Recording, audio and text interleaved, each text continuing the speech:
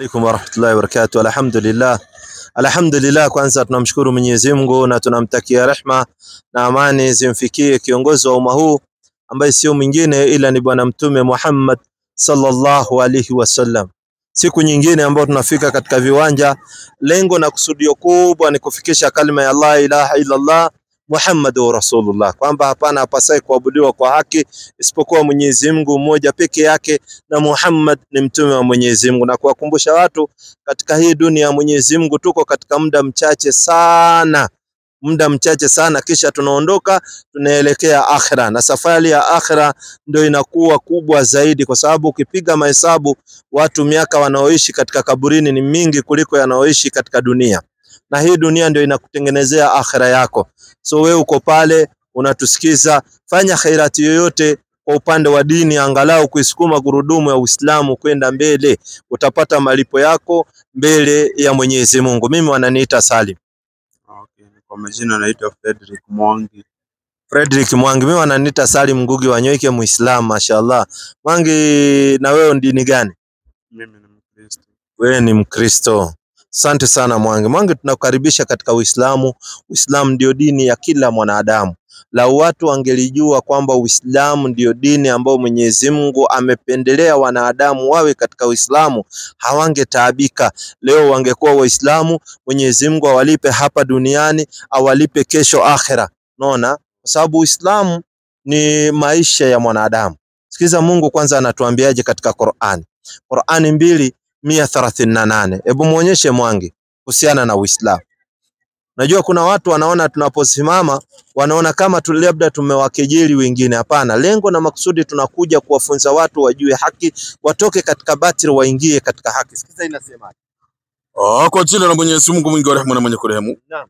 Uislamu ni pambo la Mwenyezi Mungu aliyotupamba. Asante. Kuweni na nyinyi Waislamu. Teremka. Nani aliye mzuri kwa kupamba kuliko Mwenyezi Mungu? Na sisi tunamwabudu yeye tu. Tunaambiwa Uislamu kwanza ni pambo alilotupambia Mwenyezi Mungu. Tunaambiwa kuweni na nyinyi Waislamu. Tena tunaulizwa ni nani aliyebora katika kupamba isipokuwa yeye Mwenyezi Mungu? Maana yake Uislamu ni pambo, imepambwa na Mwenyezi Mungu. Ndio unaona maisha ya Muislamu yote anaishi katika mpangilio aliyotaka Mwenyezi Mungu mwanadamu aishi katika hiyo. Isipokuwa mwanadamu anafika mahali anateleza, na hiyo ni katika wanadamu. Kisha Mungu akatuwekea katika mlango wa tauba. Wakati utakosea inafaa urejee katika hii njia kwa Mwenyezi Mungu na unyenyekee na uombe tauba, umuombe Mwenyezi Mungu msamaha. Yani Uislamu ni complete. Tena Mungu anasemaje 5:3? Yani imekamilika Uislamu. Sio ati iko nusu hapana. Na ndiye akaja bwana mtume Muhammad sallallahu alaihi wasallam ndio kukamilisha dini ya Uislamu. Imekamilika, Mwenyezi Mungu ameikamilisha, hamna mambo ya kuongezwa wala kutoa. Sikiza anasema. Kwa jina la Mwenyezi Mungu mwingi wa rehema na mwenye kurehemu. Asante. Leo nimekukamilishieni dini yenu. Asante.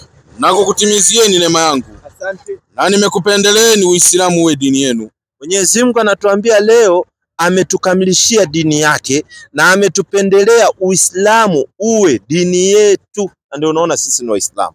Nina swali. Lete swali sasa. Kuna mahali sisi wetu tunawaita pastor. Kuna mahali alitaja na nilikuwa nataka kuuliza swali yenyewe. Sasa kwa wasichana wenu unaonanga wanavaa buibui na wanajifunika. Sasa kuna ile mtu anajifunika na maybe wakati wake umefika wa kuolewa. Sasa nashindwa kama mtu amefika wakati wa kuolewa na sisi wanaume tunaangalia urembo, ama mtu anaenda kujichagulia chenye anataka. Mbona ikuwe mtu anafika ile wakati mwenye anahitajika kuangaliwa na watu wengine inakuwa ni wakati mwenye yeye mwenyewe anajifunika uso? Asante sana. Kitu ya kwanza Waislamu hatuangalii mambo ya urembo namna mnavo yataja kama nyinyi. Manake nyinyi mnajua urembo wa mwanamke ni gani? Urembo wa mwanamke, kitu ya kwanza kama mimi naweza ulizwa, physical appearance venye anakaa kwanza. Na maybe sasa mimi napenda mwanamke akona maybe akona shape mzuri, hiyo ni sasa kulingana na mimi. Sasa akuwa amejifunika ile ya kujifunika kabisa, sasa hapo nimenyimwa ile haki ya kujichagulia mimi mwenyewe. Asante sana. Kitu ya kwanza Sisi katika Uislamu wanawake ambao tunaambiwa tuoe, tunaoa kwanza wanawake tunaowapenda. Pili, mwanamke kinachoangaliwa sana, Mtume amesema muangalieni dini yake. Yaani ule mwanamke je, ana dini? Hata akiwa ni mlembo namna gani, hana dini itakuwa ni bure. Unaona So akiwa ni mwanamke anayeshikana na dini, anakuwa ni mwanamke mzuri. Pili, katika mavazi ya wanawake wa Kiislamu yaliyo ya kisheria, ameruhusiwa kuacha paji la hapa la uso ikiwa wazi, hapa uso peke yake na vigaja vya mikono. Unapata vizuri Hiyo iko katika kisheria. 24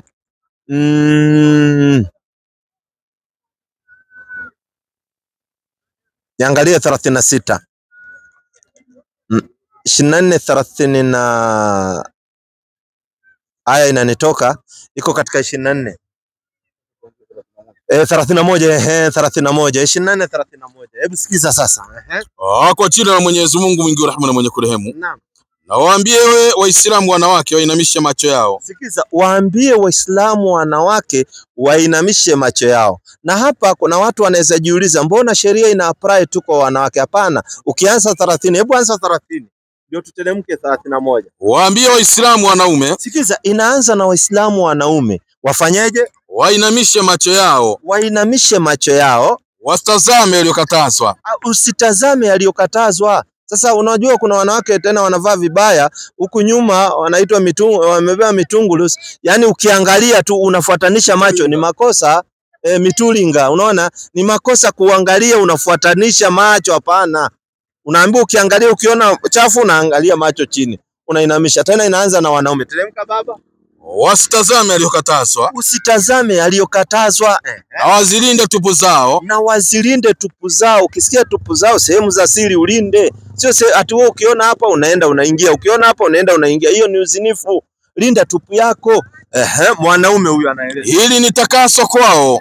Ili ni takaso kwa hawa wanaume wa Kiislamu. Bila shaka Mwenyezi Mungu anazo habari za yote wanayofanya. Asante. Sasa tunamaliza na wanaume, tuingie kwa wanawake usikie nao. Na waambie Waislamu wanawake wainamishe macho yao. Asante. Hata wanawake pia wanapatwa na ile sheria, wainamishe macho yao.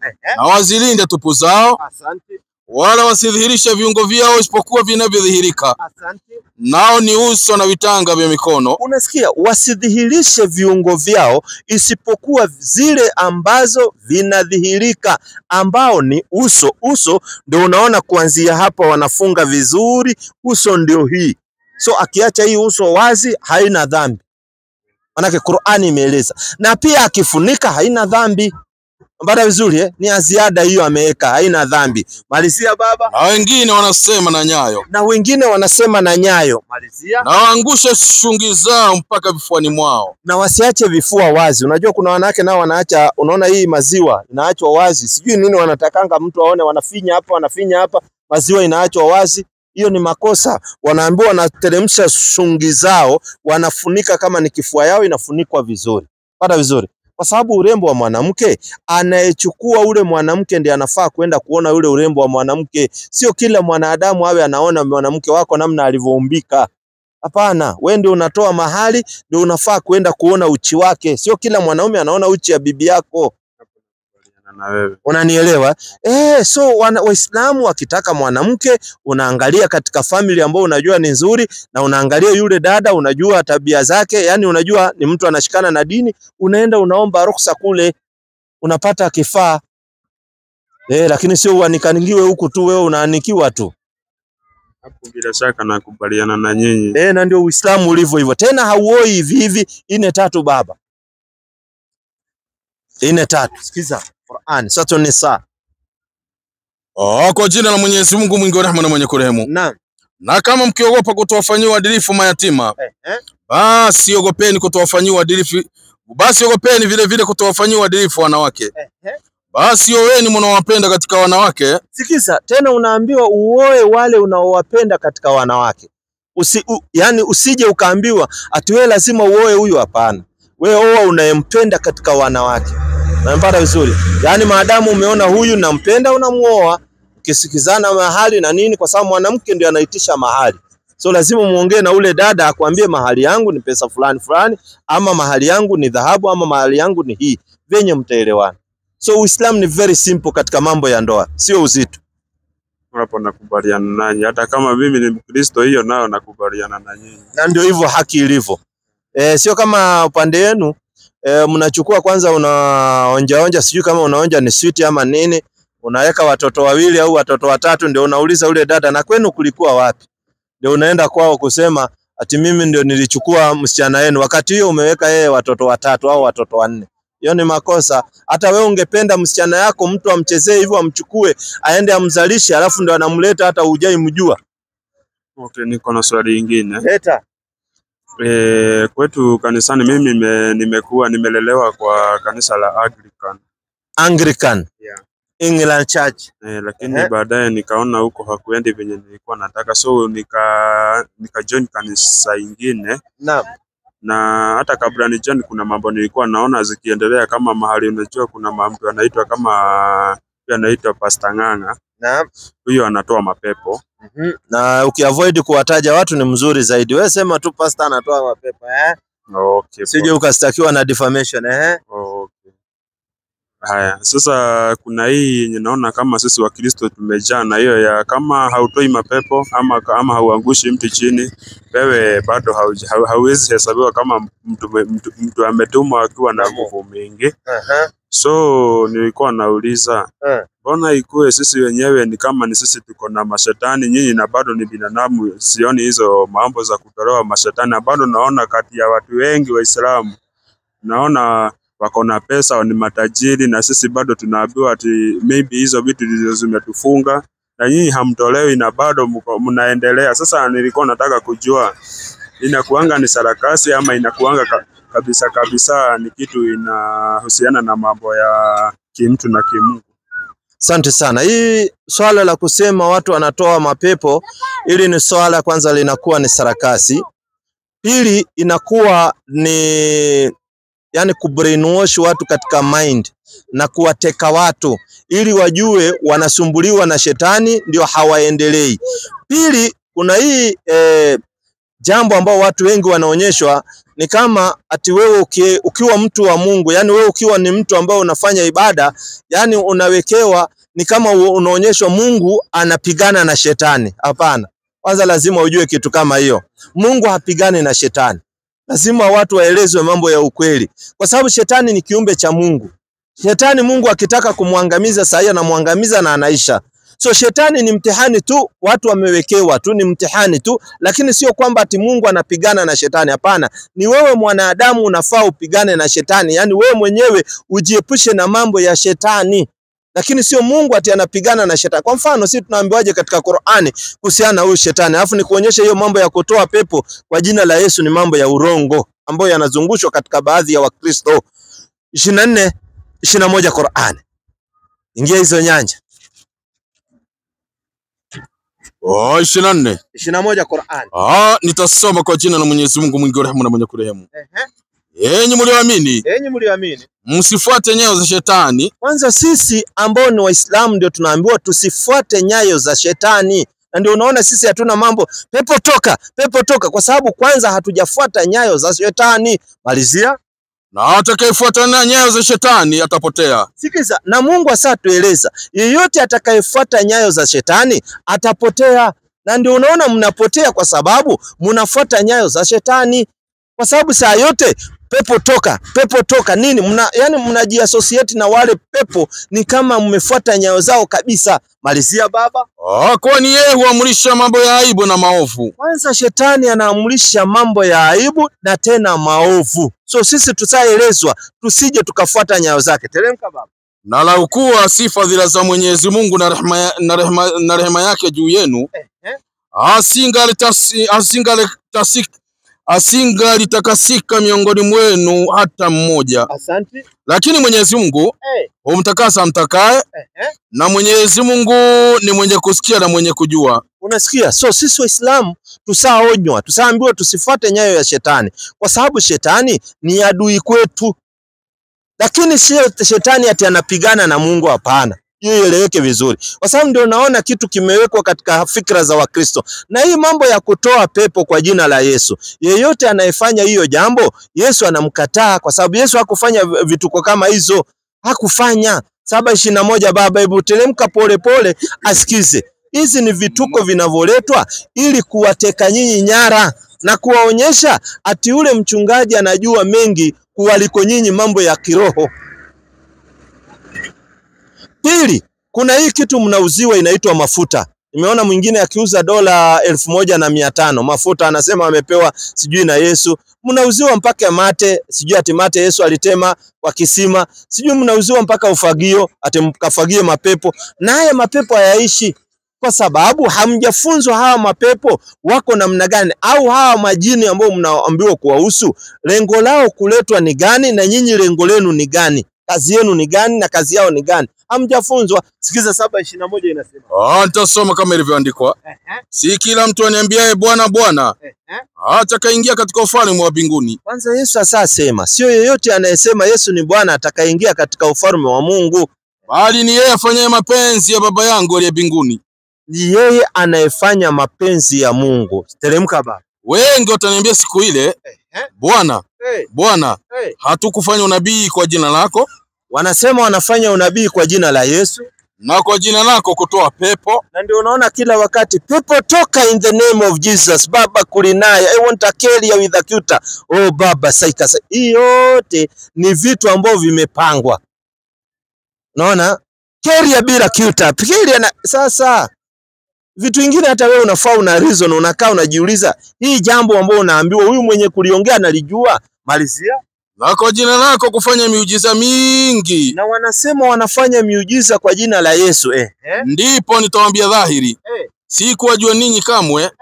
Ondokeni kwangu ninyi mtendao maovu. Kwanza Yesu anasema yeyote anayesema anatoa pepo Yesu kwa jina la Yesu, Yesu anamkataa siku ya mwisho, anamwambia aondoke kwake. Yesu anasema kwanza hamjui.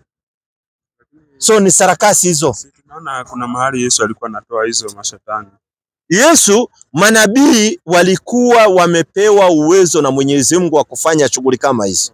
Unanipata vizuri? Si hawa wanadamu ambao wamebaki wanafanya sarakasi na mambo kama hayo. Si hawa. Na manabii kufanya miujiza walikuwa wanafanya kwa uwezo wa Mungu, si uwezo wa Yesu. Hata Yesu mwenyewe anafanya kwa uwezo wa Mungu.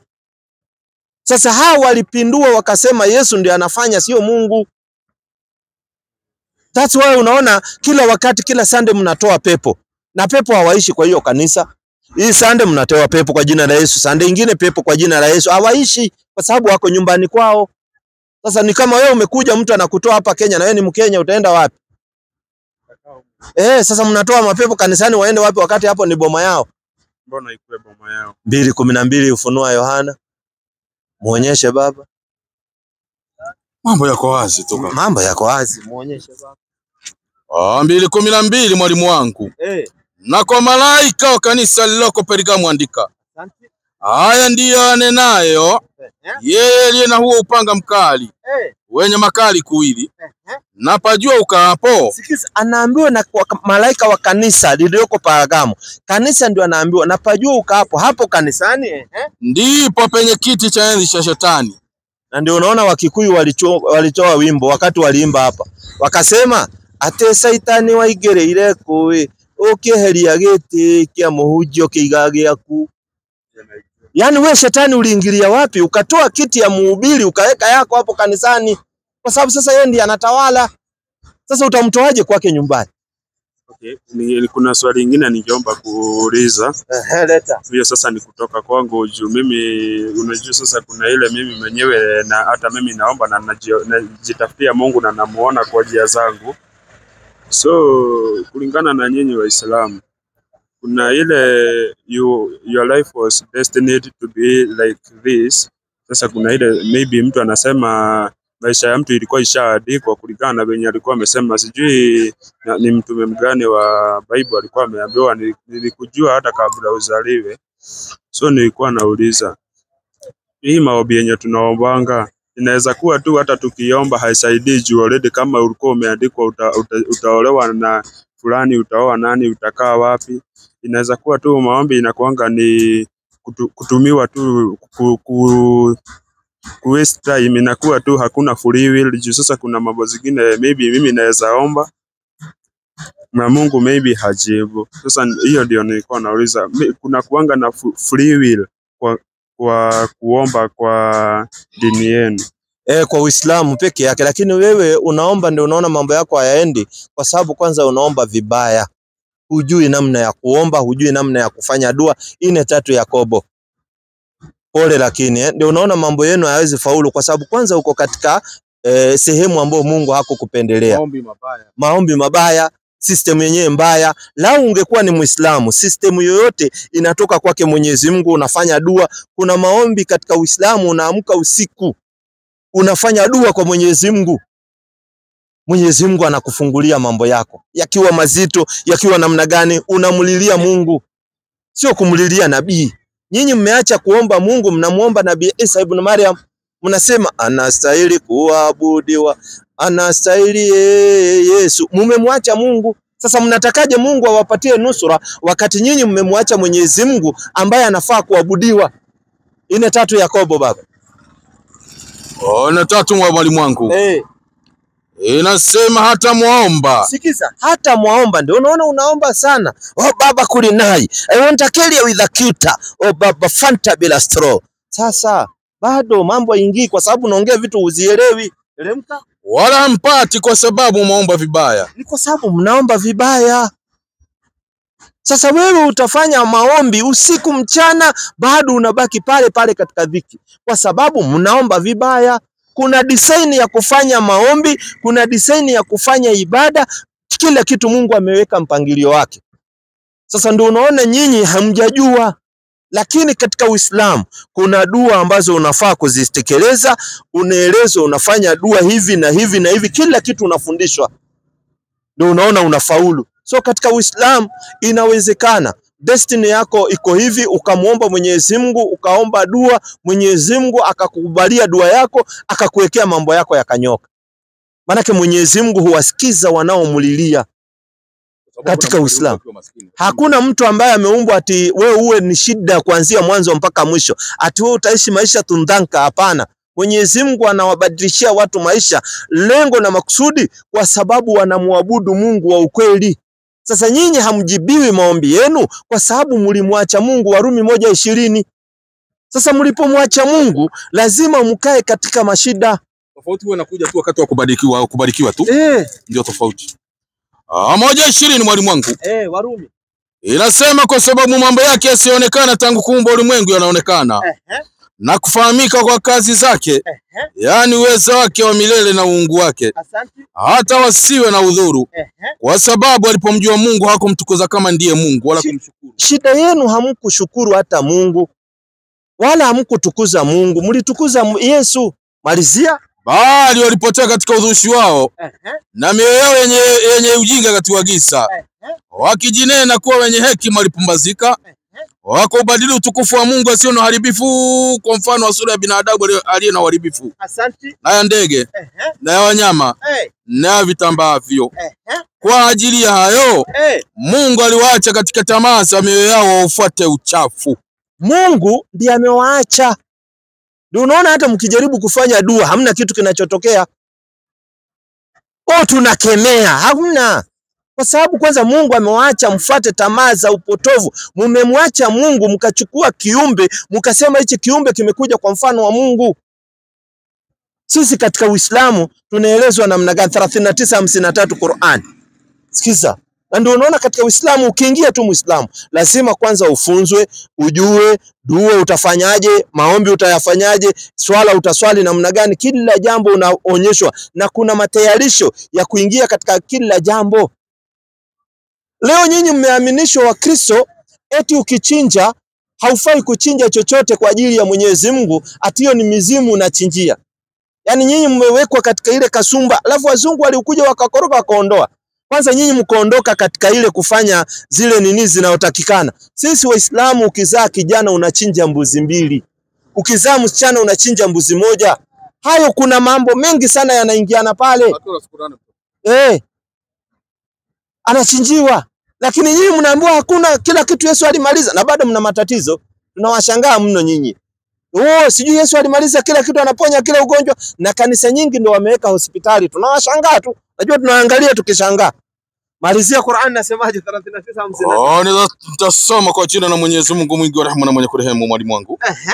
Sema, enyi waja wangu mliojidhulumu nafsi zenu. Yani waja wa Mwenyezi Mungu ambao wamedhulumu nafsi zao, wamefanya machafu, wamefanya uchafu wa kila namna. Msikate tamaa na rehema ya Mwenyezi Mungu. Kwanza sisi tunakatazwa usikate tamaa na rehema ya Mwenyezi Mungu. Bila shaka Mwenyezi Mungu usamehe dhambi zote. Yani Mungu anasamehe dhambi yoyote ile uliyofanya duniani. Hiyo ndio ajabu ya Uislamu. Yani dhambi yoyote, maadamu uko hai unapumua, ukimuomba Mwenyezi Mungu anakusamehe dhambi yoyote uliyoifanya duniani. Sasa hapa kuna wengine wanaingiza mambo, wanakuambia kusamehe lazima ufanye hivi. Ni kweli kila dhambi ina utaratibu wake wa kusamehewa. Kwa mfano, mimi niliiba simu yako, sawa? Ili nisamehewe na Mwenyezi Mungu kuna kafara ambayo inayotakana. Kafara gani? Lazima nichukue hiyo simu nikurudishie wewe na nikwambie niliiba simu yako. Si kama unanielewa? Na je, nikikukosa na niliiba simu yako ndio sitasemewa na Mungu? Naambiwa kuna utaratibu mwingine, nitachukua ile simu niitoe sadaka kwa mtu mwingine kwa sababu wewe nimekukosa. Ili siku ya Kiyama nikilipishwa itakuwa tayari nilitoa, iko hapo inarudishwa. Unanipata vizuri? So Mungu ameweka utaratibu wa kila jambo. Ndio Mungu anakuambia anasamehe kila dhambi, lakini kuna utaratibu wake wa kutubia zile dhambi. Nasikia vizuri? Sio kama nyie. Malizia baba. Nako inaendelea kusema Mwenyezi Mungu. Hakika yeye ni mwingi wa kusamehe na mwingi wa kurehemu. Na mwingi wa kusamehe na mwingi wa kurehemu ni Mwenyezi Mungu peke yake. Teremka. Na rejeeni kwa Mola wenu na mnyenyekee kwake kabla ya kukujieni adhabu kisha mtanusuriwa. Unarejea kwa Mwenyezi Mungu kabla haijakukujieni adhabu, kabla hujang'olewa roho yako. Kila mwanadamu atakufa. Uwe mweupe, uwe mweusi, uwe nani, uwe wa aina gani, uwe rangi ya yellow, uwe rangi ya blue, utakufa. Kwa sababu kila nafsi itaonja mauti. Uwe tajiri, uwe waziri, uwe rais, uwe nani, mwisho wetu wote tunaingia hapa tumbo ya hii dunia. Tunakufa na tunazikwa. Lakini marejeo yetu ni kwake Mwenyezi Mungu. Na sasa hapo kwake Mwenyezi Mungu ndio kuna maswali. Wewe umekaa duniani hiyo miaka yote. Je, umewahi muabudu Mungu? Kwa sababu lengo na makusudi wewe kuumbwa ni kumwabudu Mungu. Na pili, wewe usema ni maskini. Mungu amekupa utajiri wako kulingana na kiwango chako. Yani Mungu anamuweka mtu kulingana na daraja yake aliyoitaka Mwenyezi Mungu. Kuna mtu saa hii akipewa mali na Mungu anakufa kesho. Kwa sababu hiyo mali ndio anaenda sasa kufanya anasa zote duniani. Anachukua wanawake, anajaza kwa gari, anajaza pombe, anajaza. Unasikia wameingia chini ya lori kwisha. Bara nzuri. Na kuna mwingine ananyimwa kwa sababu akipewa atatumia vibaya, atapotea katika njia ya Mungu. Kabisa. Atakufuru. Hata ataona hakuna Mungu kwa sababu chochote anachokihitaji anakipata. So Mungu anawaweka watu kila daraja na kila namna venye Mungu anawaweka, unafaa unasema alhamdulillah. Leo labda wewe huna pesa lakini Mungu amekupa afya. Kuna mwingine ako na pesa lakini hana afya. Hawezi kula mafuta, hawezi kula sukari, hawezi kula chumvi, hawezi kula hata asijui nini. Kila kitu yake ni kuchemshwa tu, inachemshwa. Haina hata ladha, anakula tu hivyo. Kwa sababu akijaribu kule chumvi kesho yake analazwa. Lakini wewe unafagia kila kitu ni chuma tu ukuli. Yani kila kitu wewe ukipata unafagia tu. Unafaa kusema alhamdulillah, Mungu amekupa afya. So unafaa ushukuru kwanza kwa ile Mungu aliyokupa. Leo wanadamu wanaona ni kama jambo la kawaida tu mtu kuamka asubuhi, kuoga uso na kuondoka kwenda. Yani hii macho kuona ni neema kubwa sana. Kuna watu hii macho haoni, ndio atakwambia thamana ya macho kuona. Kwa sababu mpaka kwa choo lazima ashikwe mkono aonyeshwe hapa ndio choo, hapa ndio hii. Lakini leo wewe unaona bure. Hakuna mtu anakulipisha hii macho kuona. Yani kila kitu unaona, vitu vizuri, vitu vibaya unaona. Yani Mungu amekupa macho. Unafaa kushukuru kwa hiyo neema. Ndio maana uweze kusikia usilaumu tu. Amejinyonga, amejitoa uhai au ana stress, ameua na stress kwa sababu ya maisha. Maisha Mungu ndo anapeana na yatakuja tu. Maadamu wewe uko na ile nia na uko na subra. Subra maana yake unakuwa na kusubiri. Usiwe na haraka. Mungu atakufungulia riziki. Una swali lingine? Swali lingine yenye naweza taka kujua. Kwa nini Waislamu huwa wanaenda choo na maji na tulisikia vitu kama maji? Kitu kama maji inakuanga, yani kuguza hiyo uchafu inakuanga ni kama yani si kitu mzuri kujihusisha na mambo kama hizo. Anasema ati kwa nini Waislamu anaenda kwa choo na maji alafu anajiguza hizo sehemu za siri na yeye anajua kuguza hiyo sehemu ni makosa. Sasa nashangaa kwa sababu wakati mnaoga mwili sijui kama mnaachanga hiyo sehemu hivyo hivyo. Si hiyo sehemu ya haja kubwa sijui kama mnaiachanga hivyo hivyo ama mnamaanisha nini? Kwa sababu sisi ukienda kwa choo unatumia maji kwa sababu maji ndio asili ya kuondoa, maji ndio asili ya usafi wa mwili wa nje. Maji ndio asili ya usafi wa mwili ya nje. Yaani sisi tunatumia maji kwa sababu maji yataondoa ile uchafu yote ambayo imebaki pale. Kwa sababu mwili wa binadamu umeumbwa uko na zile hairs. Yaani ukiangalia kuna tu hairs tuko kila mahali. Sasa ukipanguza na karatasi bado unabakisha uchafu. That's why kama unatumianga tissue ukiangalia nguo yako ya ndani utapata iko na uchafu na ulijipanguza vizuri kwa sababu karatasi huwezi kumaliza ile uchafu. That's why Mwenyezi Mungu akarecommend na akatuonyesha tutumie maji kwa sababu yeye ndiye ametuumba, anajua namna ya kusafika kwa huyu mwanadamu. So tunapotumia maji tunaondoa uchafu yote na unashika ile sehemu wakati unaosha na maji. Vyenye wewe unapoingia kwa bafu ile sehemu huwezi acha hivyo, utaguza, utaosha kwa sababu ni sehemu yako. Sio ya jirani. Ujaambiwa uende ukaguze ya jirani, hapana, unaguza ya kwako, unaosha vizuri, inakuwa imeng'ara. Sasa iking'ara hata unapumua vizuri. Lakini bado iko na ile uchafu huwezi pumua vizuri. Inakuwa kuna harufu kana kuja ambao sio kazuri. Na usafi mzuri ni usafi wa maji. That's why Waislamu unaona tunakata kucha, unaona kucha zinakuwa zimekatwa. Kwa sababu pia kucha zinaficha uchafu. So inafaa unakata kucha zinakuwa smart, ukitumia haja kubwa, haja ndogo yote unatumia maji kuondoa ile uchafu. Kwa sababu hiyo uchafu ni ile chakula ulikula ilikuwa inanukia vizuri.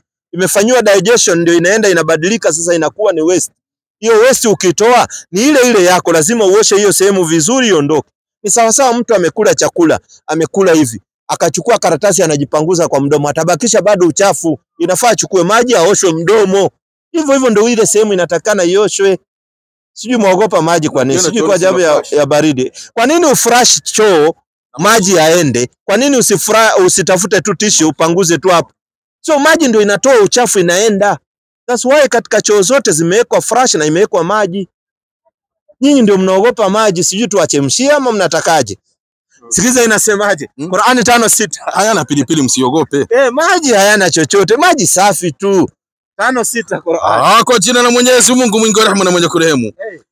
Enyi mlioamini, mnaposimama ili mkaswali, basi osheni nyuso zenu mpaka na mikono yenu mpaka vifundoni, na mpaka vichwa vyenu na miguu yenu mpaka vifundoni, na mkiwa na janaba basi ogeni, na mkiwa wagonjwa au mmo safarini, au mmoja wenu ametoka chooni. Unasikia, au mmoja wenu ametoka chooni, lazima apate maji ili ajisafishe.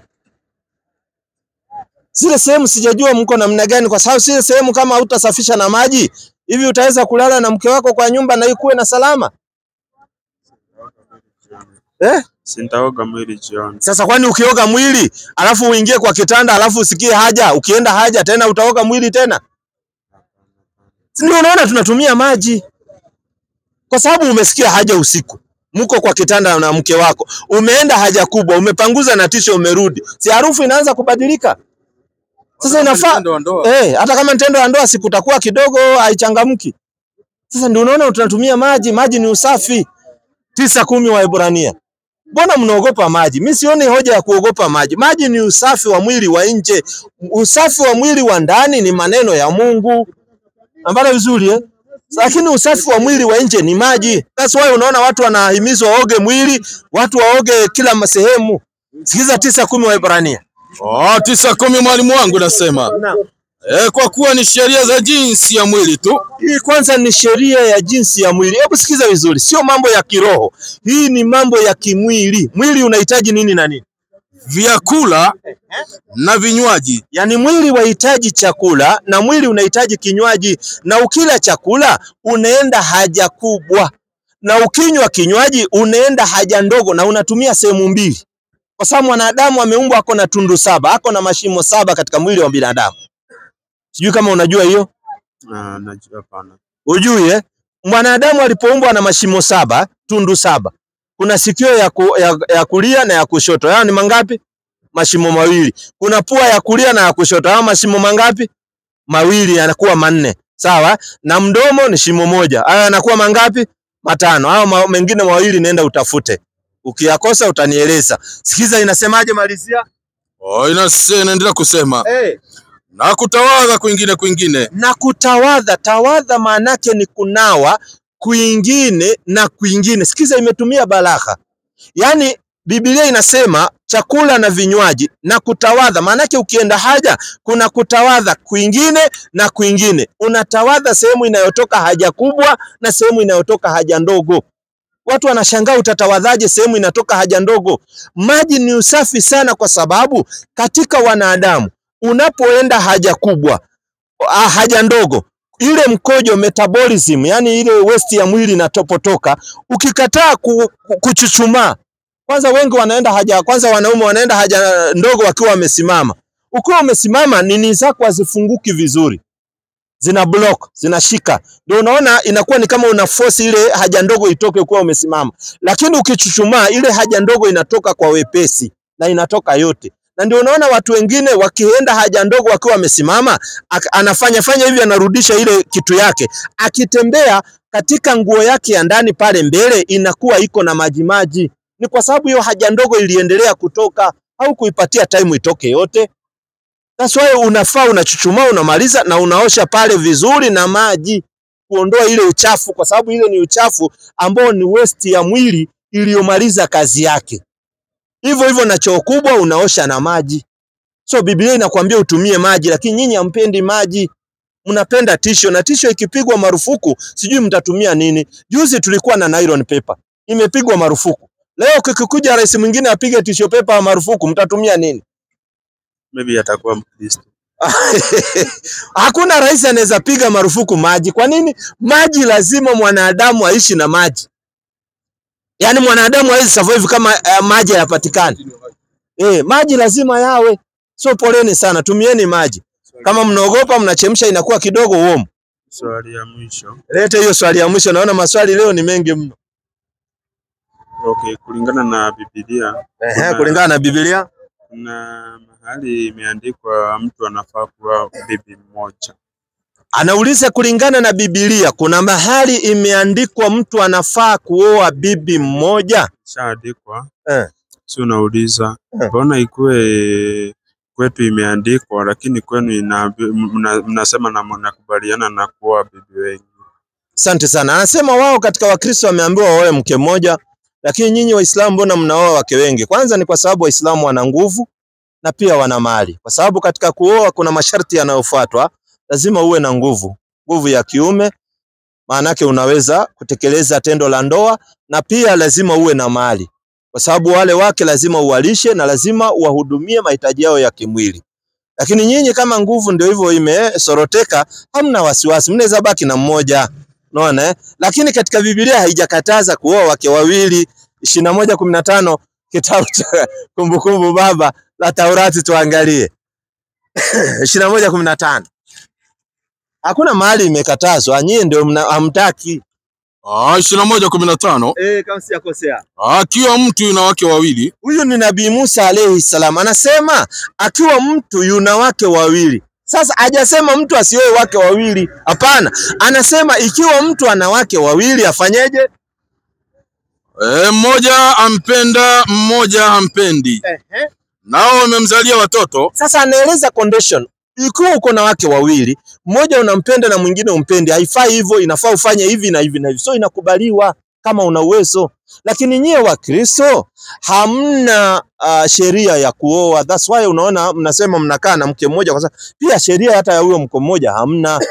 Kwa sababu nyinyi mnasema mnamfuata Yesu, si ndio? Yesu alioa? Hakuoa. Sasa nyinyi mnapooa mnafuata sheria gani? Kwa sababu kuna sheria za kuoa. Paulo hakuoa mwenyewe. Unaona? Sasa nyinyi mnapooa mnafuata nani? Nyinyi ni wafuasi wa Bwana Mtume Muhammad sallallahu alaihi wasallam. Na wale wasichana ambao mnaona muoi mkioa mmoja mmoja, tuleteeni katika Uislamu. Watastiriwa kuliko waende wakahangaike. Ndio hivyo. Wewe ukisikia utabaki na mmoja, baki na mmoja, hakuna dhambi. Hata Muislamu kuoa mke mmoja hakuna dhambi. Inaruhusiwa na Qur'ani, 4:3 Qur'ani. Kuoa mke mmoja inaruhusiwa katika Uislamu. Kuongeza ni wakati uko na uwezo. Hauwezi kalifisha nafsi. Kama una uwezo ndio hivyo. Wewe kama uwezo wako ni mmoja, wewe baki na mmoja. Lakini kuna vidume hapa wana uwezo wa wawili. So usiwazuie, acha waongeze tu. Sikiza habari. Wewe baki na mmoja tu kama tocha pikipiki. Wewe baki na uridhike. Kama unaridhika, ahlan wa sahlan. Sikiza Qur'ani. Kwa jina la Mwenyezi Mungu mwingi wa rehema na mwenye kurehemu.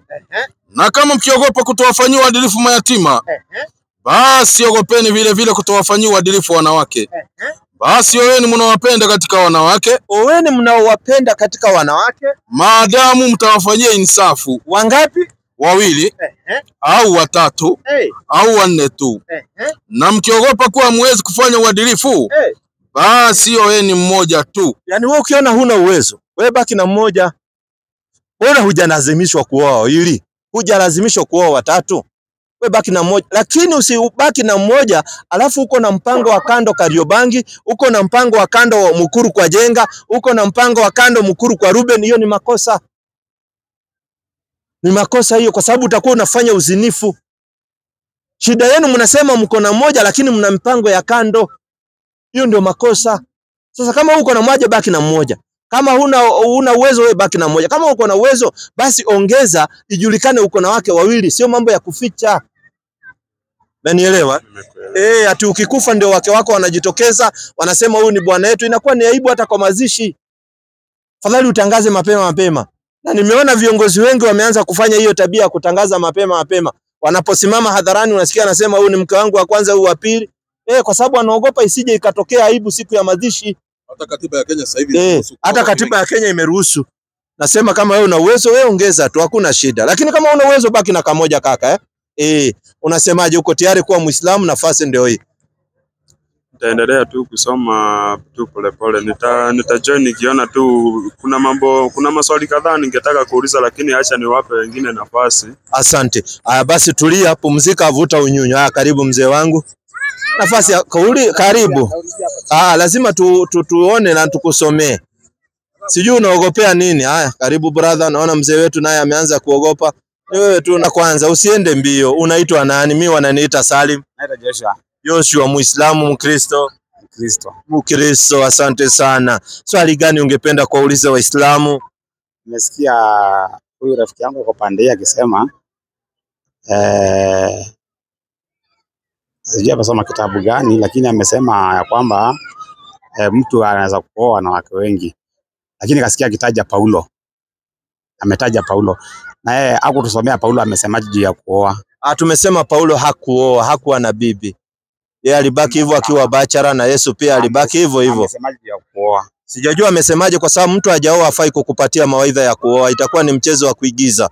Mtu hana ng'ombe atakupatiaje advice ya ng'ombe? Tunasemanga mtu ambaye hana mbuzi hafai kuenda kesi ya watu ya mbuzi, kwa sababu yeye hana. Sasa wewe utaendaje ku advise watu ati wewe unafaa uwe na mbuzi 3, mbuzi 4 wakati yeye mwenyewe hana hata moja? So Paulo hawezi kukupa mawaidha ya kuoa wakati yeye hajaoa. Mtu anayekupa mawaidha ya kuoa, hata tukilelewa tukiwa vijana, tulikuwa tukiambiwa ukioa unaomba ushauri kwa wale wazee ambao wako na bibi. Huwezi kwenda kuomba ushauri kwa mabachara. Mabachara watakwambia fukuza.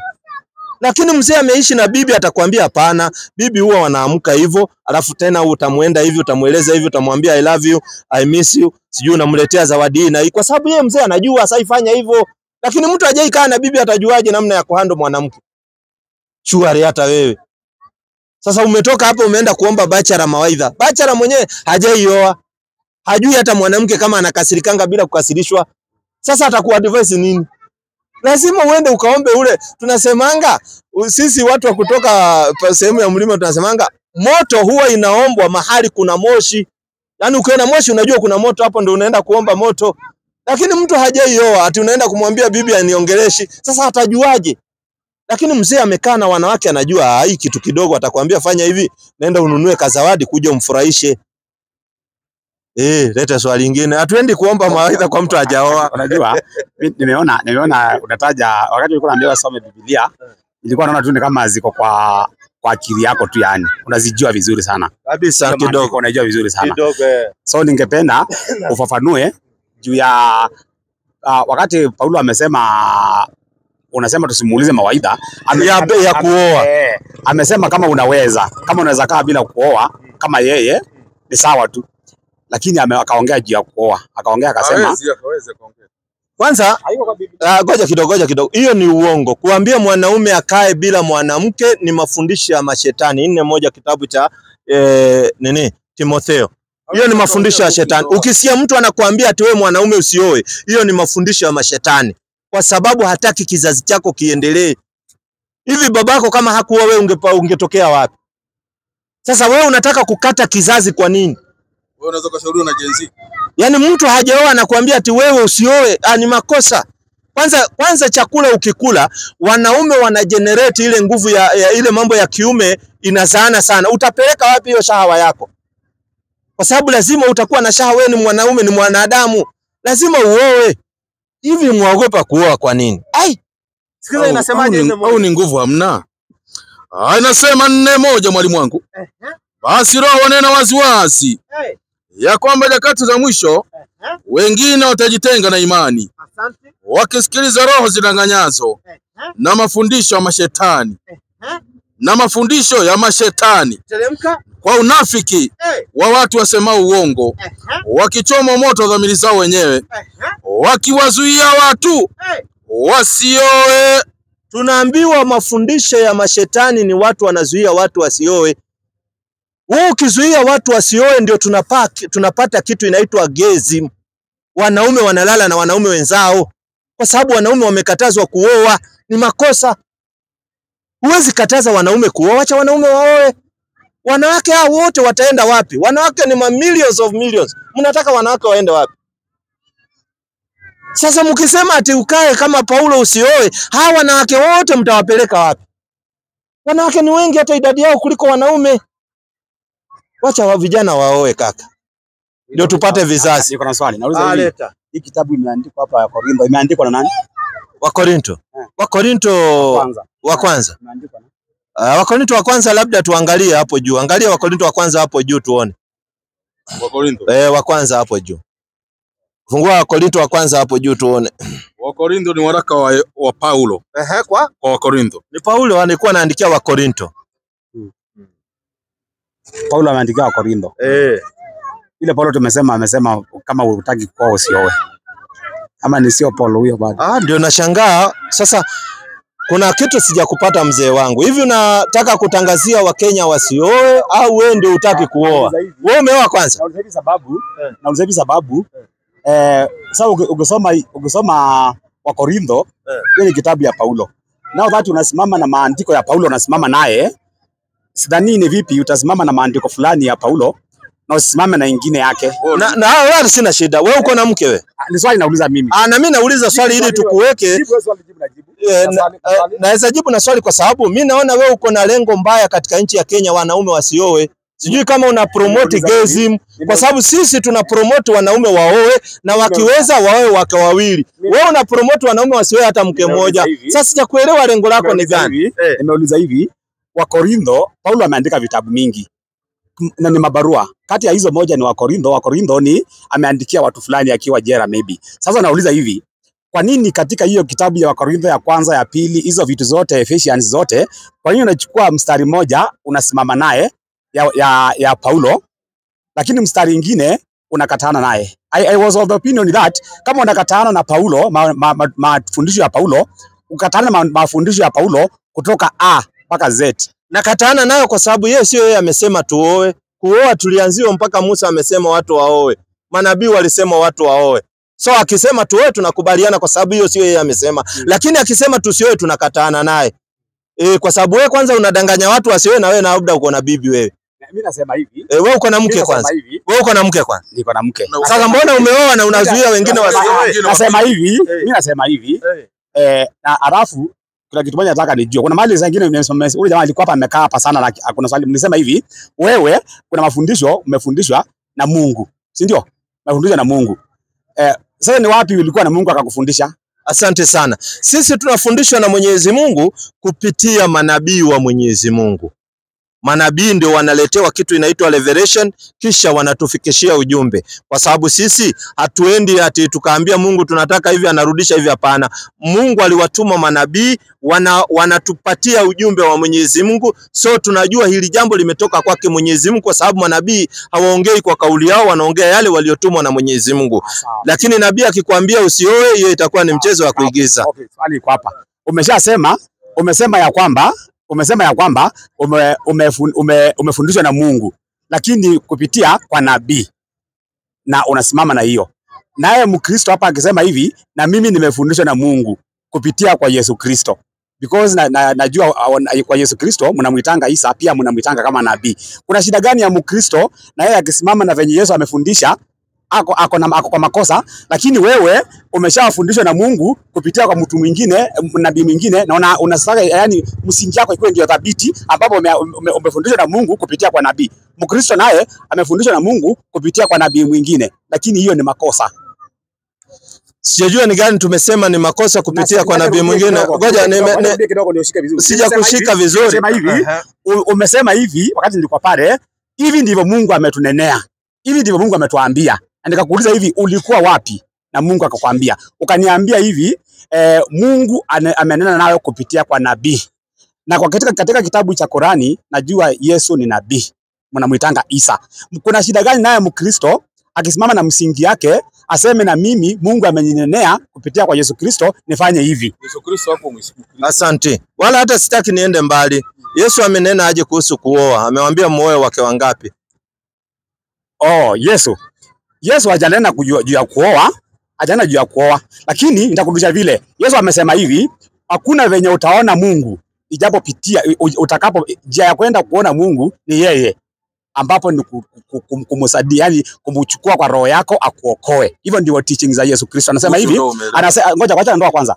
Yesu Kristo ametufundisha kutoka kwa Mungu, akatuambia hivi, ni kupitia kwake tu ndio utaona mbinguni. Hiyo ni teaching yenye tumefundishwa na Yesu Kristo, ambaye hiyo ni mafundisho ya Mungu na hatujawe na Mungu, lakini kupitia kwa hiyo nabii yake Yesu Kristo. Asante, nataka unifunze hapo. Utapitiaje kwa Yesu? Yesu akisema mimi ndimi njia, mtu haji kwa Baba ila kwa njia ya mimi. Utapitiaje kwa Yesu? Anamaanisha nini? Wacha nikujibu. Hiyo swali nadhani hapo kuna mchanganyiko, sababu usiniulize nitajuaje ili hali wewe yule mtu alikuletea ujumbe wa Mungu hujamuuliza. Huyo mtu hujauliza mwenye alikuletea ujumbe wa Yesu. Usihepe. Hiyo ni kuhepa hujajibu. Nimeuliza swali moja.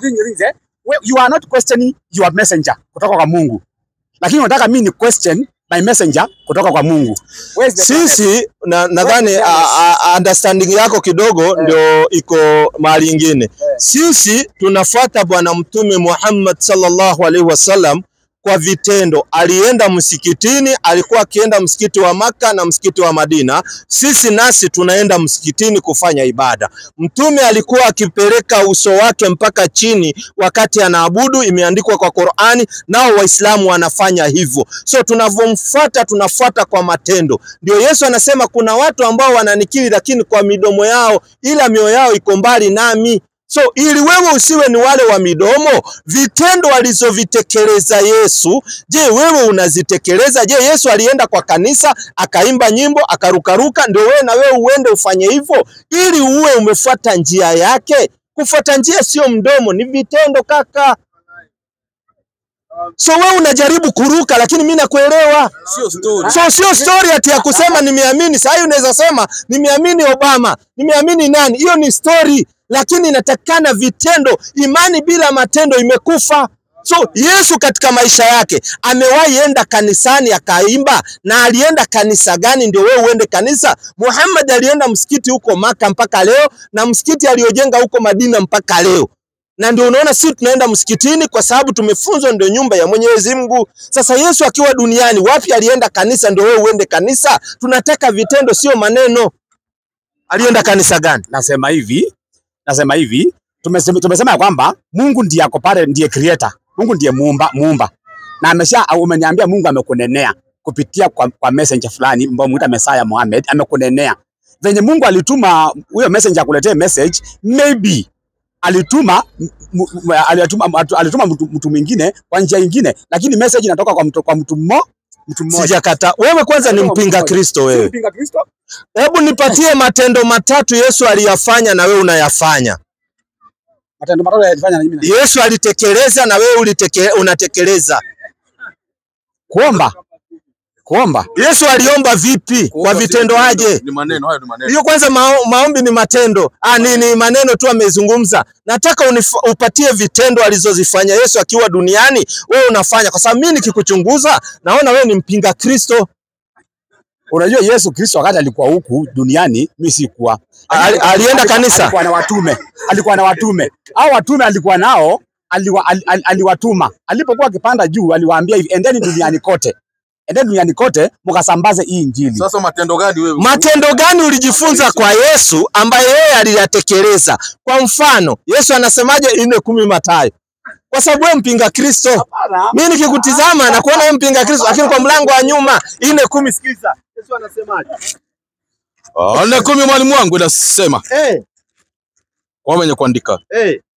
Ndipo Yesu alipomwambia, nenda zako shetani. Kwa nini? Kwa maana imeandikwa, msujudie Bwana Mungu wako, umwabudu yeye peke yake. Yesu anasema imeandikwa, umsujudie Bwana Mungu wako, umwabudu yeye peke yake. Swali, wewe unapeleka uso chini venye Yesu alifanya, alisema kwa vitendo? Kusujudu ni kupeleka uso chini. So hata una habari?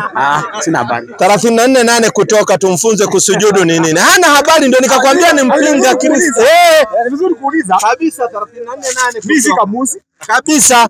Kwani nyinyi mnafuata kamusi au Biblia? Mpaka nizungumzie neno ikija kamusi ndio nazamanga. So nyinyi hamuamini Biblia, mnaamini kamusi. 34:8. Musa akafanya karaka. Musa akafanya karaka. Karaka sisi tunaita rukuu. Akainamisha kichwa chake hata nchi. Ukisikia kuinamisha kichwa ndio hii. Hata nchi, ukisikia hata, hii ndio nchi, hata nchi. Akainamisha kichwa chake hata nchi, akafanyaje? Akasujudu. Kusujudu ni kuinamisha kichwa hata nchi, ndio inaitwa kusujudu. Wewe unafanyanga hivi? Unajua, acha nikwambie kitu. Mpinga Kristo huyo sasa. Unajua, nimekwambia hivi, si zote kwa hapa kwa the face of the world hatujaona Mungu. Lakini Mungu ametunenea. So Yesu ndiye ametunenea, akatuambia lazima tupeleke uso wapi? Ngoje, acha kwenda mbio sana. Acha kwenda mbio sana. Huyo messenger mwenye alitumwa na Mungu unamwamini 100% kwa Qurani, naye pia huyo Mungu alituma messenger mwingine, Yesu Kristo. Na Yesu Kristo anasema ya kwamba hivi alipokufa, hizi maandiko umesoma hapa, umesoma Torati. Hizi vitu za hii sio Torati. Hii umesoma Old Testament. Na Yesu huyo mtu mwenye Mungu alitutumia sisi anaongea juu ya hizi vitu ziko Old Testament. Anasema alipokufa hiyo mambo iliisha ya kwenda uombewe na mtu. Unaweza kuomba hata ukiwa hapa sasa, unaweza kuomba Mungu tu. Kuomba hata ukisema Mungu nisaidie, umeshaomba. Nadhani kwa hivyo teaching za Yesu Kristo mwenye alitumwa kwetu, mwenye hakutuma kwenu huwezi elewa venye alitumwa. Muhammad atuji venye alitumwa, inasema ya kwamba alipokufa nguo ikapasuka na akaanikwa mtini, watu wataokolewa kwa kufanya nini? Kwa kukiri kwamba wao ni wenye dhambi. Na ukishakiri ni mwenye dhambi, kusubiri hakuna mahali. Nimemuelewa huyu. Ngoja usiongee sana. Ngoja. Huyu anasema yeye katika Ukristo ambaye yuko yeye afuate kwanza maneno aliyosema Yesu, kwa sababu tulisoma Mathayo. Mathayo ni New Testament. Yeye anasema katika Ukristo hakuna mambo ya ibada, ni kukiri tu Yesu alikufa kwa ajili ya dhambi yako, wewe umemalizana na hii dunia. Hakuna mambo ya kuabudu. Ni hivyo. Unasikia? Inasimama hivyo. Unasema ni hivyo. So ukiona Mkristo anaenda kufanya ibada ni wazi. Wacha nikujibu. Nataka utueleze. Nakujibu hivi, najibu hivi. Inasemekana hivi, hata ufanye nini, hata upeane hizo vitu za bure kusaidia maskini, hata ufanye nini na hujakiri ya kwamba Yesu ni Mwokozi, hujaandikwa kwa kitabu, hizo mambo zote unafanya zote ni bure. Asante sana. So Mkristo tu, ngoja kidogo kumalizie. Lakini unaweza kiri ya kwamba Yesu ni Mwokozi na usifanye hizo mambo. Biblia inatuambia ya kwamba ukifika mbinguni utaokoka maisha yako. Kitu yenye utakosa malipo. Yaani utakuwa na malipo kubwa.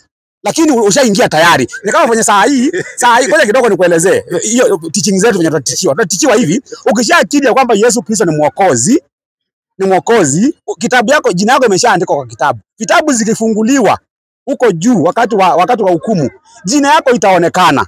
Ijapokuwa inaweza kuwa hukupea watu, hukusaidia maskini, hukufanya, imeandikwa.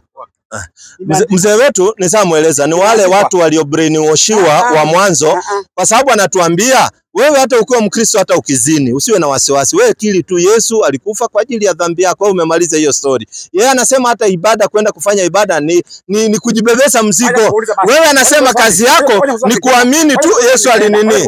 Na ukitaka vizuri hapa Wakristo, lakini wewe nimeona ni mpinga Kristo. Nasema hivi, ukitaka vizuri Wakristo ni wengi sana hapa. Ni wengine labda hawezi kuja hapa, nimekuja. Watakuja tu. Uulize hivi kama hivyo nimesema ni ukweli. Ni afadhali sana ukiri Yesu ni Kristo, uokoke maisha yako, uandike kile kitabu, kuliko kufanya mema kila wakati na hataona mbingu. So Wakristo hawafai kufanya mema. Okay, which is better? Ngoja kidogo. Wacha kuchanganya mambo. Sasa unaongea sana. Let me ask you, which is better? Uokoke, jina yaandikwe hata kama hujafanya hiyo mazuri, ama ni ufanye mazuri na jina utaipata? Which is better? Hiyo itakuwa ni imani ya kijinga, ati wewe tu ukase kufanya mazuri, ukose kulisha mayatima, ukose kufanya kwa nini wazazi wako, kuangalia wazazi wako, ati wewe tu uende useme nimeamini Yesu, wewe uende paradise. Hiyo itakuwa ni imani ambayo Yesu hajafundisha kitu kama hiyo. Kwa sababu lazima ufanye imani bila matendo, imekufa. Na ndio unaelezwa katika Ayubu, unaelezwa, hebu sikiza kwanza Ayubu 1:29. Wewe unatufundisha vitu ambavyo hakuna. 1:26 kwanza, anza hapo. Ama 27. Kwani wewe ni Kavonoki? Ama huyu ni Kavonokia? Unajua sisi ipatana na Mkristo aina hii, ati ananiambia ati Wakristo hawafai hata kwenda kufanya ibada. So umeniambia ni kuamini tu Yesu ukaandikwa kwa kitabu, unafanya ibada ya kazi gani? Nimesema hivi, hakuna kama ile hii kazi ya serikali inafanya kazi kwa vijana. Kuna haja gani kazi kwa vijana? Ushinda hapo ukifagia hapa Jacaranda na jina yako iko pale mahali watu watalipwa, utafagia hiki kiwanja wiki mzima. Lakini watu wakianza kulipwa jina yako iko hapo. What is the use? Afadhali ngoja kidogo. Afadhali ungeenda kwanza kwa mwenye anaandika watu wanafanya kazi kwa Jacaranda, kazi ya vijana, kwanza waandikwe. Ukishaandikwa, hata kama utafanya kazi siku moja, unalipwa kwa siku moja. Kuliko ukuje upate watu wakifanya kazi kwa vijana hapa, hujaandikwa kwa vitabu, unashinda hapo wiki mzima ukifanya kazi, hautalipwa. Wakristo wanaabudu. Hiyo ndio teaching. Wakristo wanaabudu. Wacha na kuabudu kwanza. Usikimbie hapo sana. Haya. Ngoja nimalize, utamsaidia tu. 1:27. Kitabu gani? Huyo ananiambia nisikimbie kwa Wakristo kufanya ibada. Na mimi nimezaliwa ili nimekuelewa mzee wangu, nimekuelewa. Ngoja tusome hii 1:27 Yakobo. Waraka wa Yakobo 1:27. 1:27 mwalimu wangu. Kumbe Ukristo iko hivi. Fadhali hivyo tunatoka nje tunajua. Na ndio naona basi Wakristo basi wanakuwa na shida, kwa sababu huyu anasema Mkristo hata ufai kwenda kusaidia mayatima bana. Anasema hivyo. Sijasema hivyo. Si umesema ni kuamini tu wewe. Haya, 1:27. Inasema dini iliyo safi isiyo nataka mbele za Mungu Baba ni hii, kwenda kuwatazama mayatima na wajane katika dhiki yao, na kujilinda na dunia pasipo mawaa. Nimesikia. Wapi nimesema ni kuamini tu Yesu andikwe jina? Ngoja nikwambie rafiki yangu, hawa ni Wakristo waulize. Inasema teaching ya Muhammad ndio uko naye. Unaijua vizuri sana. So Biblia ni teaching ya Muhammad. Watu walitumwa wawili. Mungu alituma watu wawili. Si wawili, manabii ni wengi. Mungu alituma manabii wawili. Alituma si wawili tu. Tunaongea wawili hapa. Alituma Isa na akatuma Muhammad. Lakini nakwambia hivi, teaching ya Mkristo ni hivi, ukisha kiria kwamba Yesu Kristo ni mwokozi, maandiko yanasema atakutumia the Holy Spirit. Wapi imeandikwa? Tusaidie, sijui. Tusaidie. Waulize kama imeandikwa. Mimi hata wewe hujui. Waulize kama imeandikwa. Hakuna shida. Tulia kidogo. Haya, karibu brother. Naye tusikie. Ni sawa kuelewa mzee wangu. Hakuna contradiction. Lakini unajua mzee wangu ako sawa kabisa. Wala hata sina shida naye. Manake mzee wangu tulienda mambo ya kusujudu, alipoona hapa inaingia akachomoka, akajua hapo si umemaliza mzee wangu. Si umemaliza. Si umemaliza mzee. Ukishaokoka. Hebu kuja hapa mzee basi. Ukishaokoka Sisi yetu ni kwamba hivi ukishaokoka, aje sike vizuri. Ukishaokoka, wapi inasema uokoke kwa Biblia? Unajua unatupatia mambo ya shakahola. Biblia haijasema watu waokoke. Mzee wetu unatupa ukishakiri ya kwamba Yesu Kristo ni mwokozi, ni wajibu wake atakutumia the Holy Ghost. Wapi imeandikwa? Ukishatumia the Holy Ghost, he will direct you. Wapi imeandikwa? Kusaidia maskini. Kuna evidence kweli? Kuna mahali imeandikwa ama ni stories za ajabu tu? Wapi tusome? Enda utafute, utakuja nayo kesho. Hakuna shida. Kaka wanakuita nani? Bwana Yesu asifiwe. Ngoja kwanza. Nakuuliza jina. Na wasalimu kwanza. Hiyo ndio Moses. Haya, asante. Umesema Bwana Yesu asifiwe ni salamu. Imetoka wapi kwa Biblia? Bwana Yesu asifiwe. Wapi kwa Biblia hiyo ni salamu? Kabla hujasaidia. Unajua nyinyi wa Kristo huwa mnapenda kuweka magugu. Wapi kwa Biblia inasema Bwana Yesu asifiwe ni salamu? Isiwe ni mambo ya shakahola mnaleta. Ndio unaona kuna article ilikuwa imewekwa cyber crime kwa sababu ya watu ambao wanafanya kitu tunaita cuts. Wamesema ni cuts. Wewe unakuja unaambia Bwana Yesu asifiwe. Wapi evidence hizo ni salamu kwa Biblia? In short, kama hiyo ni dhambi na kubali kuifanya. Nauliza, iko kwa Biblia? Wachana na hiyo. Niulize swali lingine.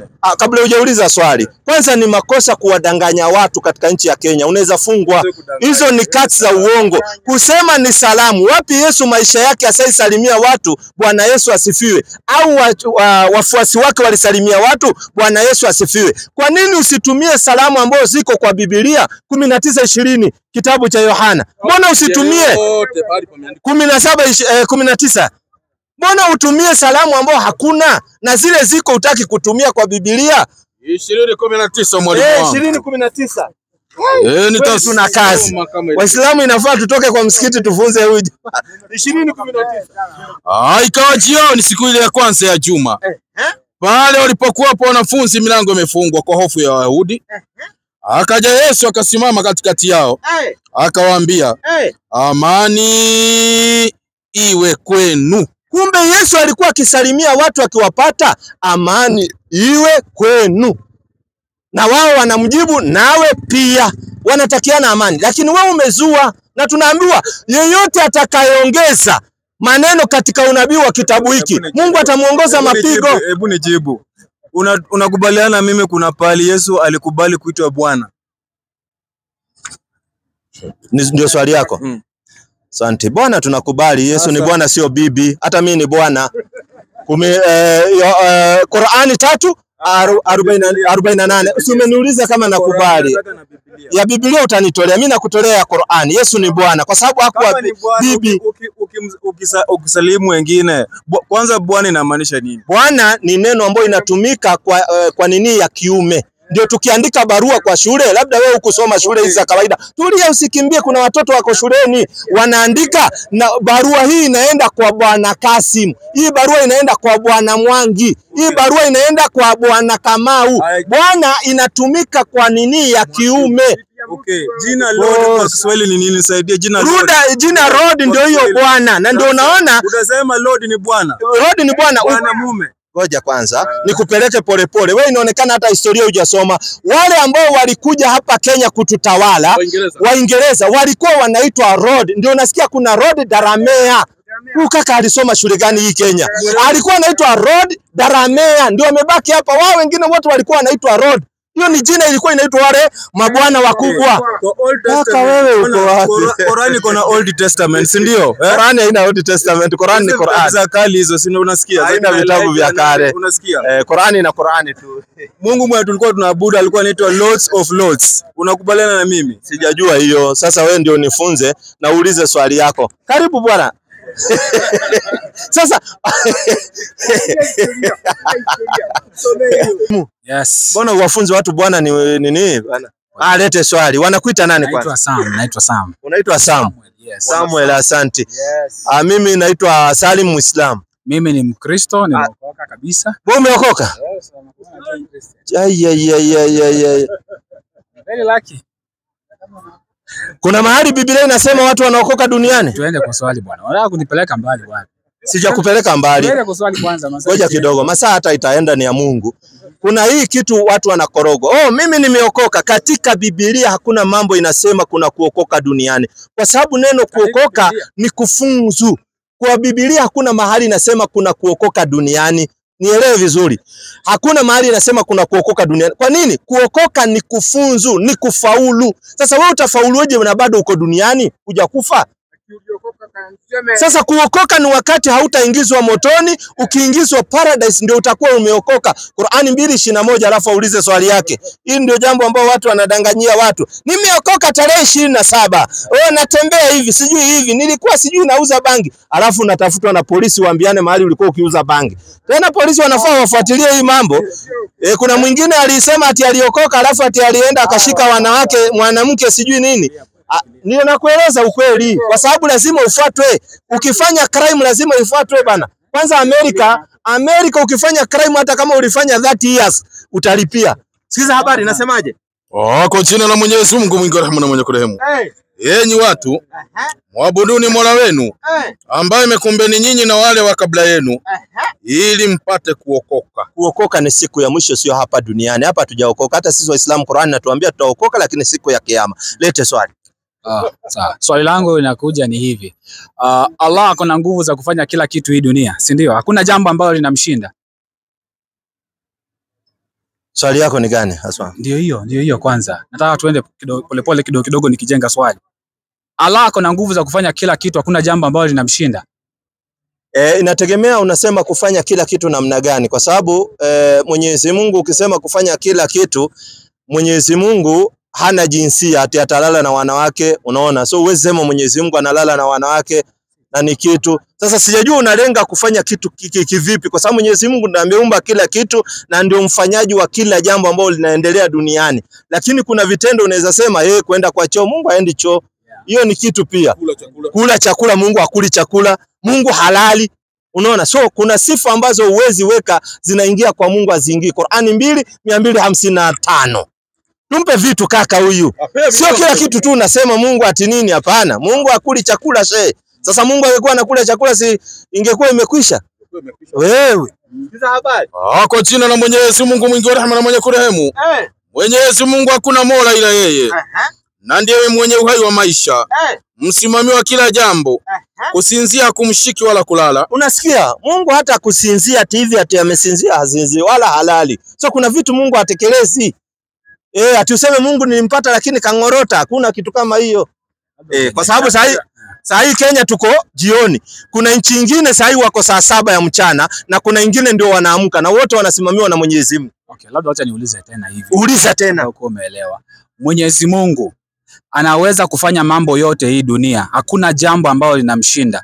Ndio ama la? Kumshinda namna gani? Nimekwambia kama kulala halali. Na Mwenyezi Mungu hajui kushindwa ni nini. So hiyo pia ndio hiyo. Sasa ni gani unakusudia? Tukisema Mungu, tunajua kwamba Mungu na pamoja hakuna jambo ambalo analemewa kufanya. Si ni ukweli? Hakuna jambo ambalo linamshinda kufanya. Nikakwambia kulala halali. Kwa sababu ukiniambia hakuna jambo linamshinda, nimekwambia Mungu halali. Kwa sababu akilala nani ataruzuku viumbe vyake? Kuna viumbe wengine sahi kwao ni mchana, kuna viumbe wengine kwao ni usiku na wote wanaangaliwa na Mwenyezi Mungu. So halali na wanawake pia. Hazai Mungu na Mungu haendi choo. Mungu hazai, Mungu ni kuumba anaumba. So uwezi kusema ati Mungu anazaa kwa na tutoto. Ngumu ama ni nyinyi? Lugha ndio sijaielewa. Okay, acha niulize kizungu. Is it anything that is hard for God to do? Like which one? Like which one? Anything. Can God do everything? Sasa ukisema Mungu anaweza fanya mambo yote, utaniambia hata Mungu ataenda Koinange achukue msichana. Kuna yale mambo ambayo ni illogical. Atuongee ile mambo ambayo ni illogical. Unaongea gani sasa? Naongea kama uumbaji. Uumbaji, Mungu anaumba kila kitu. Si yeye ndiye ameumba 601 Qur'ani. Sasa ukiuliza kama hiyo kwanza kabla tuende kwa Qur'ani. Tuelewane kwanza alafu ndio tusome Qur'ani.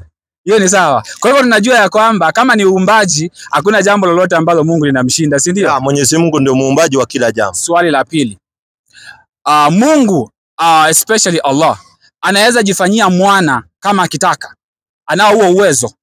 Mwenyezi Mungu hana haja na mwana. Na hataki. Kwa sababu mwana ni wa nini? Wanaohitaji wana ni sisi, tunazeeka, tunahitaji wana. Sasa Mungu akitaka akiwa na mtoto, sasa hiyo mtoto atamsaidia nini? Mimi saa hii mtoto nikizeeka kama ndio nakuwekea kidogo, nikizeeka saa hii mtoto wangu labda ndio utasikia amechukua labda kambuzi kamoja nimeacha ndio atachukua. Naona sasa Mungu azeeki anahitaji mtoto wa kazi gani? Qur'ani 112. Sasa utaki tusome maandiko nikupe vitu. Sasa wewe unataka tuende kwa kichwa. Maandiko yamo. Twende pole pole. Sasa anakataa maandiko. Pole tuelewane. Pole pole. Wacha nimalize pole pole. Huyu anataka logic. Huyu anataka logic, hataki maandiko, na mimi nimezuiwa kuenda logic bila maandiko kwa sababu maandiko yanaweka watu facts, wanajua. Logic inaweza tupoteza watu. Wacha tusome basi kwanza. 112 anza moja, sikia sifa ya Mwenyezi Mungu. Wacha tunaingia hapa. Tunachukua tunafanya Kwa jina la Mwenyezi postmortem. Tunafanya upasuaji hapa. Kwa jina la Mwenyezi Mungu mwingi wa rehema na mwenye kurehemu. Sema yeye ni Mwenyezi Mungu mmoja tu. Mwenyezi Mungu tu ndiye anastahili kukusudiwa na viumbe vyake vyote kwa kumwabudu na kumuomba na kumtegemea. Hakuzaa wala hakuzaliwa, wala hana anayefanana naye hata mmoja. Nakwambia hapa hana mtoto kwa sababu hakuzaa wala hakuzaliwa. Okay. Labda hujaelewa swali langu. Wacha nikuulize tena. Mwacheni tafadhali mwacheni tu. Mbona kaka ako na haki yake? Wacheni aulize. Chochote anataka kuuliza tutamuelewesha. Sasa atatueleza ni nini alikuwa anataka kuuliza. Hakuna shida. Maana huyu hata atakuwa Muislamu mzuri, na muona mwalimu. Inshallah. Alete inshallah. Si unasikia hata asaanza kujifunza. Okay. Swali langu lilikuwa ni hili. Sawa. Si ati Mungu anataka. Swali langu ni ako na huo uwezo. Allah ako na uwezo wa kujifanyia mwana. Huo uwezo ako nao ama hana? Uwezo. Si ati ni wanini mtoto. Huo uwezo wa kufanya ako nao. Hilo ndio swali. Ako nao. Kwanza swali yake iko sawa. Ndio sasa nimemuelewa. Na hiyo swali imejibiwa. Walam yakulahu kufuwan ahad, hafanani na chochote. So hana kuweka mtoto kwa sababu mtoto atafanana na yeye, itakuwa hiyo aya imeondoka. Kwa sababu Mungu hafanani na chochote. So akiweka mtoto, hiyo mtoto atafanana na yeye. Sasa tunataka tukuelewe. Unajua shida yako ni moja, haukuji kwa swali ya kuuliza direct ufahamu, unauliza swali ukiwa umeweka mtego chini yake. Na hapa utapata elimu. Kuja uliza swali para uwanja. Uliza swali, andiko ni hii, nataka kuelewa hivi na hivi. Kwa sababu najua swali yako haiko hapo. Kuna swali umeweka chini ya meza. Sasa toa, wekelea kwa meza. Ndio maana nilikuwa napanga swali. Sasa weka swali yote. Uliza tu pa. Lazima upange swali ndio. Sasa wekelea swali yenyewe. Yes. Okay. Swali langu linakuja hapa. Qur'ani, tusome Qur'ani 6 101. Qur'ani 6:101. Kwa jina la Mwenyezi Mungu mwingi wa rehema na mwenye kurehemu. Yeye ndiye muumba wa mbingu na ardhi. Inamkinikaje awe na mwana hali hana mke? Naye ndiye aliyeumba kila kitu, sio baadhi yake kabisa. Basi, tushikilie hapo. Wacha nisome na hii yangu ndio tuelewane zaidi ya kizungu. Inasema hivi. He is, huyu ni Allah, originator of heaven and earth. How could he have a son when he does not have a companion? In brackets, wife. He is the creator of all things. Katika huu mstari ndio Allah awe na mwana. Anahitaji nani? Hahitaji kitu. Nadhani kuelewa hujaelewa kwa sababu aya, hebu irudie, maliza pole pole. Mwenyezi Mungu anajitosheleza, hakuna kitu. Rudia hiyo tu aya na umalize. Yeye ndiye muumba wa mbingu na ardhi. Inawezekanaje? Inamkinikaje awe na mwana hali hana mke? Malizia. Naye ndiye aliyeumba kila kitu, sio baadhi yake kabisa. Isa, maliza. Mungu hana mtoto kwa sababu Mwenyezi Mungu yani inamkinikaje awe na mwana hali hana mke? Hana mke. Wakati tulia, unamaliza uende hivyo kwa sababu pole step by step. Twende pole step by step. Hapa Qur'ani inasema Allah, he is the originator, sawa, of the heaven and earth. Swali nakuja hapa. How could he, Allah, how could he have a son? Anawezekanaje awe na mwana yet he doesn't have a companion or wife? Malizia hii akisema malizia. I.e. wife. Anasema hapa and he is the creator of all things. So Mungu, tulia sasa. Sijui kuelewa ndio tatizo. Mwacheni tu, kaka ako sawa. Gojeni, tulieni. Kaka ako sawa. Andiko iko wazi, amemaliza na kizungu. Mungu ndio muumbaji wa kila kitu. Basi, so ameumba kila kitu, hakuna kitu amezaa katika hiyo kitu, ni muumbaji. Na kwa nini Mungu akawawekea itamkinikaje awe na mwana hali hana mke? Kwa sababu kila mtoto anayeitwa mtoto wa Mungu yuko na mamake, kama Yesu ako na mamake ambaye mamake ni mwanamke. Na Mungu hahitaji mwanamke, ameumba kila kitu. Huyu ni mwalimu lakini alisomea nje ya dirisha. Kama hai. Okay, iko sawa. Wacha niulize sasa hivi sasa. Sawa. Wacha niulize design hii ndio unielewe. Labda hujanielewa tu. Sawa. Tumesema Allah anaweza kila kitu, si ndio? Hapa Allah anaweza jifanyia mwana pasi na mke. Anao uwezo ama hana? Na nimekujibu nikakwambia Mwenyezi Mungu ameumba kila kitu. Hakuzani lam yalid wala yulad. So hana mtoto na hahitaji mtoto. Anao uwezo ama hana? Hiyo ndio swali. Ana uwezo ama hana? Sasa ngoja. Anao uwezo wa kuunda Ngoja kidogo. Ama hana? Ngoja kidogo tumuelewe. Utauliza. Ngoja kidogo wewe. Maana watu wasipandishe. Sasa wewe unatakaje? Ngoja. Nataka utueleweshe. Unataka Allah apate mtoto amuumbe ama atoe wapi? Kwa sababu Mungu tumeambiwa kila kitu ni kuumba, anaumba. So huyo mtoto akiumbwa anakuwa ni kiumbe cha Mungu, si mtoto wa Mungu. Kwa sababu asili ya Mwenyezi Mungu ni kuumba. So sio kuzaa. So akiumba hata awe ni mtoto atakuwa ni kiumbe cha Mungu. Watoto wote wanapeanwa na Mungu lakini ni viumbe wa Mungu. 42-49 Qur'an. Ndio nakupa. Usikonde. Mwacheni kaka aelewe pole. Ukitaka swali nakuja hapa. Kwa jina la Mwenyezi Mungu mwingi wa rehema na mwenye kurehemu. Ufalme wa mbingu na ardhi ni wa Mwenyezi Mungu. Anaumba apendavyo. Sikiza neno ambalo linatangulia, anaumba apendavyo. Anampa mtakaye watoto wa kike. Na anampa mtakaye watoto wa kiume. So hawa watoto wametoka kwa Mungu, lakini kwa Mungu ni viumbe wa Mungu, si watoto wa Mungu. Kwa sababu Mungu amewaumba. Okay. Wacha nikuulize tena pole. Sawa. Sikuulizi kama Mungu anaweza umba. Mungu tunajua anaumba. Sawa? Na Mungu azai. Anaumba. Sawa? Na azai. Swali langu ambalo mimi unanichanganya, sawa? Ni kama hapo ndio tunakosania. Pahali hapa Mungu anasema yeye ndiye originator, sawa, wa mbingu na nchi. Swali linakuja, anawezaje kuwa na mwana ili hali hana mke? Sasa swali langu linakuja hapa ni, ili Allah awe na mwana anahitaji nani? Awe na mwana sasa hapa. Awe na mwana. Hakuna shida. Nataka nikujibu pole nikueleweshe. Kuna yeyote anaitwa Mungu ambaye yuko na mwana na hana mke? Sema tena. Kuna yeyote ambaye anaitwa Mungu ambaye yuko na mtoto na hana mke? Yuko? Yeah. Hebu nipatie Mungu wa Biblia. Yeah. Ana mtoto gani ambaye huyo mtoto hana mamake? Yesu. Yesu hana mamake Yesu? Yesu ni mwana wa Mungu. Ngoja usitupeleke hivyo. Nimeuliza Yesu hana mamake aliyembeba kwa tumbo? Yesu alizaliwa duniani, sawa, kupitia Mariamu. Ngoja, Mariamu ni mwanaume mwanamke? Mwanamke. So Mungu wa Biblia alihitaji mwanamke ndio apate nani? Jibu tu Okay, pole. Uliza tena pole. Nimemuuliza swali huyu kaka. Manake nataka nini? Ameniambia Mungu wa Biblia yuko na mtoto na hana mke. Yes. Nikamuuliza swali ndogo.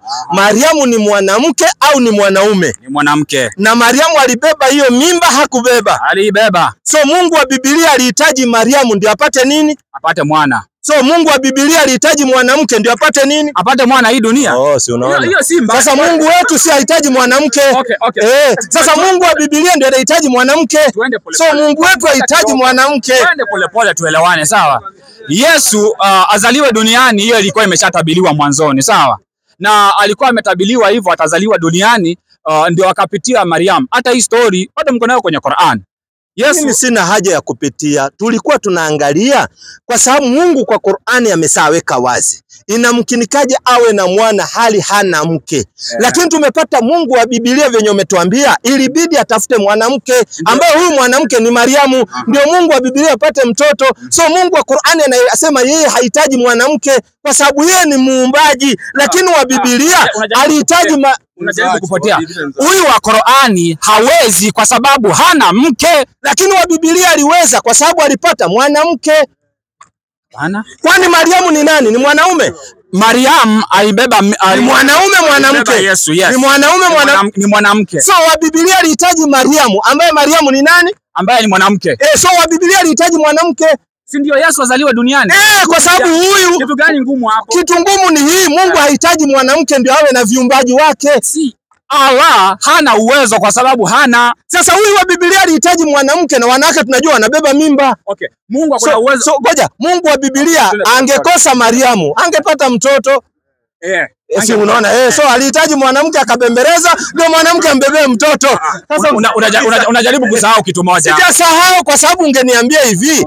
Unaongea kuliko bwana. Namna gani? Bwana, twende pole pole.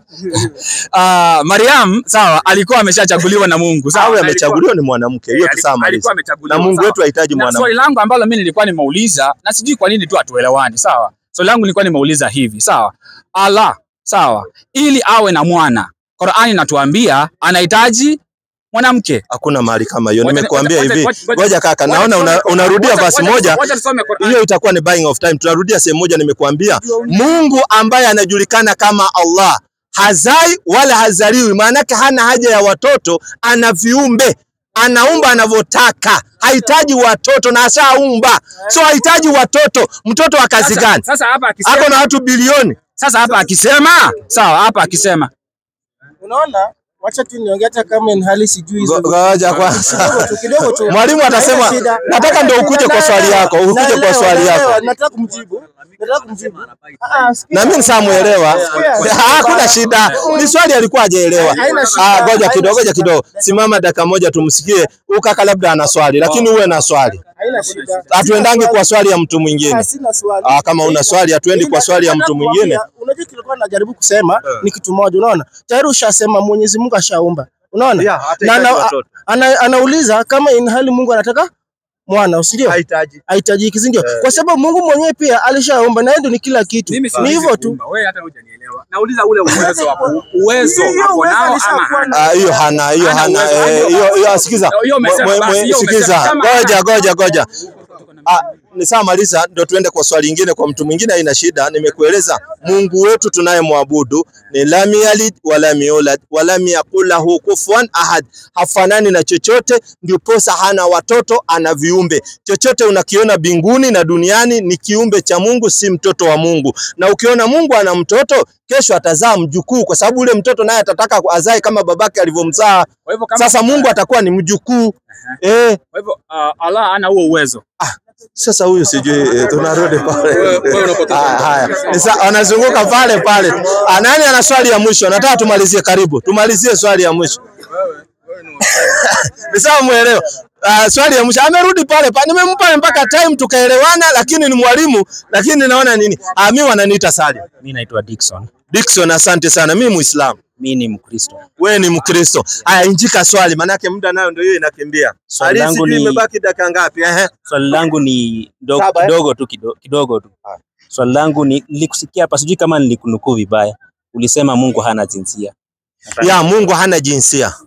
Qur'ani 112 anza 1 mpaka 3. Mungu hana jinsia. Mungu sio mwanaume wala mwanamke. Kwa jina la Mwenyezi Mungu mwingi wa rehema na mwenye kurehemu. Sema yeye ni Mwenyezi Mungu mmoja tu. Mwenyezi Mungu tu ndiye anastahili kukusudiwa na viumbe vyake vyote kwa kumwabudu na kumuomba na kumtegemea. Hakuzaa wala hakuzaliwa, wala hana anayefanana naye hata mmoja. Ukisikia Mungu hafanani na yeyote, mimi mwanaume nafanana na mwanaume mwenzangu. Kwa nini? Mwanaume ukitaka kujua ni mwanaume, kuna kitu amewekwa pale na Mungu. So wanaume wanafanana, wana ile kitu. So Mungu hana hiyo kwa sababu hafanani na yeyote. So Mungu hana jinsia yoyote. Ndio unaambiwa hafanani na yeyote. 9:14 kitabu cha Kutoka. Mungu hafanani na yeyote. Huwezi fananisha Mungu na chochote. Hana. Ukisikia mkono wa Mungu, usidhani ni mkono kama hii yetu, hapana. Ni uweza. Sio mkono kama hii. Ukisikia jicho la Mungu, sema akijicho anaangalia liko hivi, liko na pimples na nini, hapana. Ni uweza. Sikiza hapa. 9:14 mwalimu wangu. Kutoka. Kwani wakati huu nitaleta mapigo yangu yote juu ya moyo wako na juu ya watumishi wako na juu ya watu wako, ili upate kujua ya kuwa hapana mmoja mfano wa mimi ulimwenguni mwote. Mungu anasema hata kwa Biblia dunia mzima hakuna mfano wake. So wanaume wanafanana. Sasa ninauliza nimesikia mkisoma Quran mkirifaa kwa Allah mnasema hii. Sisi wa Kristo tukirifaa kwa Mungu tunasema Father. Sasa hapo inamaanisha sasa hizi vitabu zote mbili zinatuconfuse sisi watu wote ama nini? I confuse. Ni kwa sababu hiyo ndio asilia ya kitu ambacho kina nguvu inatumika kama hiyo. Dhamiri ya kiume wanatumia, lakini ya kujumuisha kitu yote ambao kina nguvu. Sasa Mungu haunge ni ndogo ndio inawekwa kinini. Sasa hii inajumuisha. Sasa hakuna terminology nyingine ingetumika hapa duniani ndio wanatumia hii. Kwa hivyo sote tukubali basi Mungu ni mwanaume. Mungu sio mwanaume. Wewe mwanaume bana ako na mambo yake. Tulia. Tumalize na huyu. Akimaliza utakuja swali, usiwe na wasiwasi. Umemaliza? Si nimesema Mungu sio mwanaume. Sio, lakini sio mwanaume. Nimekueleza. Yaani wewe ulikuwa unataka Mungu na huyu pia ana swali. Wewe upige moja. Haya. Kaka wanakuita nani? Mimi naitwa Vincent. Vincent. Vincent. Yes. Muislamu Mkristo? Mkristo. Injika swali hiyo ingine mtaleta kesho. Kesho tupo. Unajua tukiongea hivi naona watu wanaenda wakifunguka polepole. Hata hakuna matusi hapa, tunaelezimshana kama kaka anatuambia Mungu ni mwanaume. Sasa mwanaume kuna jinsia ya kiume iko. Naona sasa ni makosa hayo. Haya, wanakuita umesema Vincent. Weka swali. Swali langu ni ile. Mimi nauliza kama mnaamini kana kwamba Yesu alikufa na akafufuka. Anauliza kama tunaamini Yesu alikufa akafufuka. Hayo maneno hatuamini wala hatutoamini mpaka kiama kisimame. 457 Qur'an. Kwa jina la Mwenyezi Mungu mwingi wa rehema na mwenye kurehemu. Na kwa ajili ya kusema kwao sisi tumemuua Masihi Isa mwana wa Maryam, mtume wa Mungu. Hali hawakumuua wala hawakumsulubu, bali walibabaishwa mtu mwingine wakamdhani Nabii Isa. Na kwa hakika wale waliokhtilafiana katika hakika hiyo ya kumuua Nabii Isa wamo katika shaka nalo jambo hilo la kusema kauawa. Wao kabisa hawana yakini juu ya jambo hili la kwa kweli wamemuua Nabii Isa, isipokuwa wanafuata dhana tu, na kwa yakini hawakumuua. Sisi imani yetu Yesu hakuuawa. Kwanza anauawa kwa ajili ya nini? Ni sawa. Anauawa kwa ajili ya nini? Sawa, ni sisi sijakataa. Hebu soma Mathayo 28:11. 28:11. 28:11. Ukiteremka chini. Chap. Manake nilikuwa nataka njoo anakufa kwa ajili ya nini? Hivi nyinyi mnapenda kuua tu mtu bure? 28. Manake ilikuwa ni mpango inapangwa ati Yesu atiapepe dhambi ya asilia, na hakuna kitu kama dhambi ya asilia. Hiyo ni story za jaba. Hakuna dhambi ya asilia. Wewe utabebaje dhambi iliyofanywa miaka 1,000,000 iliyopita na wewe huku wako? Mungu hawezi kukudhulumu. Hakuna dhambi ya asilia. Hebu soma. Inasema nao wale walipokuwa akienda, tazama baadhi ya askari waliingia mjini, wakawapasha wakuu wa makuhani habari za mambo yale waliyotendeka. Wakakusanyika pamoja na wazee, wakafanya shauri, wakawapa askari fedha nyingi, wakisema, semeni ya kwamba wanafunzi wake walikuja usiku wakamuiba sisi tulipokuwa tumelala. Na neno hili likisikilizana na liwali, sisi tutasema naye, nanyi tutawaondolea wasiwasi. Basi wakazitoa zile fedha, wakafanya kama walivyofundishwa, na neno hilo likaenea kati ya Wayahudi hata leo. Neno gani? Hii ni mambo ya kufufuka inasema, sio mambo ya kufa. Nimesema Yesu hakuuawa kwa sababu ukiona mtu anayesherekea msiba, na ndio umeona hata Kenya mtu mmoja amejaribu kusherekea msiba anaraumiwa. Wewe unasherekea msiba ati mtu akufe? Wacha kuongea sana. Yesu alikufa. Umesikia walipewa fedha ili wakanuse hiyo maneno. Si wametengeneza neno yao. Sasa ikaenea ndani ya Uyahudi. Neno gani sasa wametengeneza? Kana kwamba Yesu alikufa. Yesu akufufuka. Akufufuka. Sasa ili ufufuke si lazima uwe umekufa. Umesoma hapo? Hakuna shida. Hakuna shida. Ili ufufuke si lazima ukufe. Si ndio? Yesu alikufa kifo gani? Ndiye nimekuuliza. Ndio nataka utuelewe kama wewe Mkristo, Yesu alikufa kifo cha aina gani? Kuna kifo ya kupigwa na mawe, kuna kifo ya kupigwa na risasi. Alikufa kifo ya aina gani na alikufia wapi? Alisulubishwa msalabani. Yaani wewe ukisulubiwa sasa unakufa? Usulubiwa unavyojua ni kupigwa msumari hapa na hapa. Wacha kutengeneza maneno mingi. Tuende kwa andiko mara moja. Umetoa andiko, nimetoa yangu. Sasa hujanitolea mahali Yesu ameuawa kifo gani? Ndio nataka nijue, alijinyonga, alipigwa risasi, alisulubishwa. Ukisulubiwa unakufa. Sasa aliwekwa akiwa maiti kwa msalaba ama akiwa hai? Awacheni huyu ajibu. Alikuwa hai maiti? Kwanza, si unaona anakataa. Wacha ni kujibu. Kwanza walimweka akiwa hai. Aliwekwa akiwa hai. Mwisho yake wakamdunga akakufa. Akiwa hai msalabani Wao wanakataa, walioandika Biblia wanasema alikuwa amekufa 10:38 kitabu cha Matendo ya Mitume. Sasa mashahidi wanasema ni uongo, hiyo walimuua chini. Habari za Yesu wa Nazareti. Habari za Yesu wa Nazareti, sio habari za watu wengine. Jinsi Mungu alivyomtia mafuta kwa Roho Mtakatifu na nguvu. Naye anazunguka huko na huko akitenda kazi njema za kuponya wote walionewa na ibilisi. Kwa maana Mungu alikuwa pamoja naye. Nasi tu mashahidi wa maneno wa mambo hayo yote aliyotenda katika nchi yote ya Wayahudi. Hawa ni mawitness. Na katika Yerusalemu ambaye walimuua wakamtundika mtini. Sasa hawa waliokuwa mashahidi wanasema kwanza alifanywaje? Ni mashahidi, wewe uko Kenya. Hawa mashahidi wanasema kwanza alifanywaje? Si hata wewe uko Kenya. Aliwawa. Asante. Kisha akawekwa wapi? Sasa unajua ukienda kotini useme huyu kaka alipigwa risasi. Ngoja. Kabisa.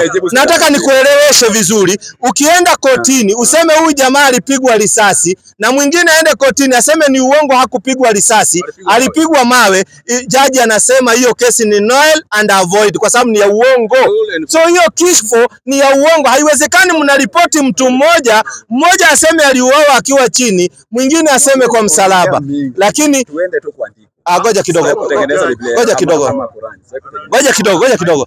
Kwa ajili ya muda, sijui kama utakuja kesho mapema, na lazima utueleze kwa nini Yesu anauawa na kwa nini ufurahie kifo ya mtu. Wakati tunaona watu wakifurahia kifo cha watu inakuwa ni balaa. Wewe mbona unataka kufurahia kifo cha Yesu wakati unataka ushangiliwe kwa sababu unafurahia msiba wa mtu? Wewe unafaa ustakiwe kufurahia misiba ya watu. Sasa kesho mapema tunaenda kusali. Salamu alaykum warahmatullahi wabarakatuh.